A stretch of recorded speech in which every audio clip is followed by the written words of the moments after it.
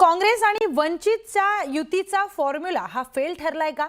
मुंबई महानगरपालिका निवडणुकीसाठी काँग्रेस आणि वंचितची युती झाली होती। वंचितला सोबत घेऊन काँग्रेसला चांगली संख्या मिळण्याची अपेक्षा होती, परंतु वंचितचा फायदा काँग्रेसला झाल्याचं दिसून आलं नाही। मुंबईमध्ये वंचितचा 0 उमेदवार आला तर काँग्रेसला 24 नगरसेवकांवर समाधान मानावं लागलं।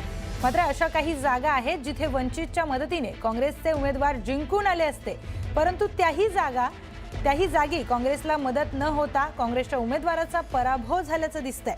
त्यामुळे वंचितच्या युतीबाबत काही नेत्यांनी आधीच नाराजी व्यक्त केलेली होती।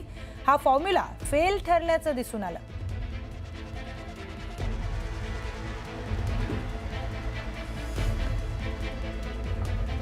थेट जाऊयात आपल्या प्रतिनिधी सुस्मिता भदाने यांच्याकडे। सुस्मिता, गेली बरेच दिवस तुम्ही ग्राउंडवरून सगळं हे महापालिकांचं निवडणुकीचं चित्र सगळं कव्हर करताय, लोकांशी बोलतायत। काँग्रेस आणि वंचितची जी काही समीकरण आहे ते आता निवडणुकीच्या निकालानंतर फेल झालेलं दिसून येत आहे। काय त्याचं नेमकं एक्सप्लेनेशन तू करशील? अनेक अर्थांनी वंचित सोबत जाणं यासारखी मोठी चूक काँग्रेसने करायला नको होती। या चर्चा निकालापूर्वीच सुरू होत्या। कुठेही प्रकाश आंबेडकर, वर्षा गायकवाड यांचे एकमत दिसून आलं नाही, त्यांचे एकत्र सूर पाहायला मिळाले नाही। कोणतीही सभा अथवा एकत्रित प्रचार करताना वर्षा गायकवाड किंवा प्रकाश आंबेडकर दिसले नाहीत। एवढंच नाही, एकत्र नेतेही नव्हते आणि एकत्र कार्यकर्तेही नव्हते। तब्बल 5 ठिकाणी मैत्रीपूर्ण लढती झाल्या, ज्या ठिकाणी एकूणच वंचितांचा आवाज हा महत्त्वाचा होता असं म्हटलं जात होतं। प्रज्योती हांडोरे यांची सीट ही महत्त्वाची सीट होती, या बाबतीत सुद्धा वंचितनं आपला उमेदवार उभा केल्यानं नाराजी होती। तब्बल 5 ठिकाणी काँग्रेस विरोधात वंचित अशा पद्धतीचा सामना झाला, ज्या ठिकाणी अल्पसंख्याक मतदार, दलित बहुजन समाज हा सर्वाधिक होता। अशा अनेक भागांमध्ये वंचितनं वोट कटरची भूमिकाही निभावली आणि मित्र पक्ष म्हणून मैदानात एकत्र युती केलेल्या काँग्रेसला पिछाडीवर खेचण्याचं काम सुद्धा केलेलं आहे।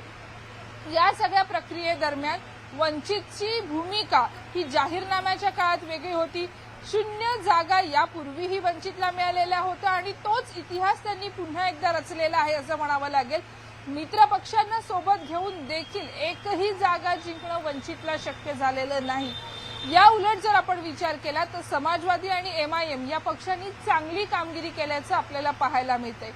या सगळ्या प्रक्रियेमध्ये सुरुवातीला 62 जागा वंचितनं पदरात पाडून घेतल्या, त्यानंतर 46 जागांवरती उमेदवार दिले। उर्वरित जागा काही म्हणजे काही तास उमेदवारी अर्ज भरताना बाकी असताना दिलं आणि त्यामुळे सुद्धा काँग्रेसच्या अनेक उमेदवारांना जागा मिळाल्या नाहीत किंवा काँग्रेसला निकालापूर्वीच कळून चुकलेलं होतं की अनेक ठिकाणी वंचित सोबत जाणं किती चुकीचं ठरलेलं आहे। दुसरा महत्त्वाचा मुद्दा म्हणजे वंचित आणि काँग्रेस या पक्षांनी एकमेकांची मदत करण्याऐवजी एकमेकांच्या विरोधात काम केल्याचं सुद्धा अंतर्गत चर्चांमधनं पाहायला मिळालेलं आहे। काँग्रेसच्या काही नेत्यांनी आपले गड राखण्यामध्ये यश मिळालेलं आहे।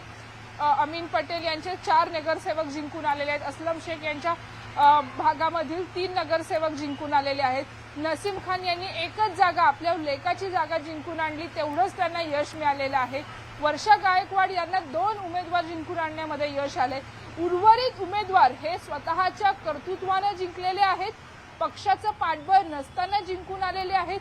त्यामुळे 24 वरती काँग्रेसला जरी समाधान मानावं लागलं असलं तरी सुद्धा हाही आकडा काही वाईट नाहीये, परंतु वंचित सोबत जाण्याची घोडचूक काँग्रेसने करायला नको होती अशी अंतर्गत चर्चा काँग्रेसच्या वरिष्ठ नेत्यांमध्ये आणि स्थानिक पातळीवरती सुद्धा होत असल्याचं आपल्याला पाहायला मिळतं। काँग्रेसने सुरुवातीला स्वबळावर लढण्याचा नारा दिला, त्यानंतर वंचित सोबत युती केली आणि त्या युतीचं समीकरण तितकंसं यशस्वी ठरलेलं नाही असं मुंबईमध्ये दिसून आलं। सुस्मिता, धन्यवाद दिलेल्या सविस्तर माहितीसाठी।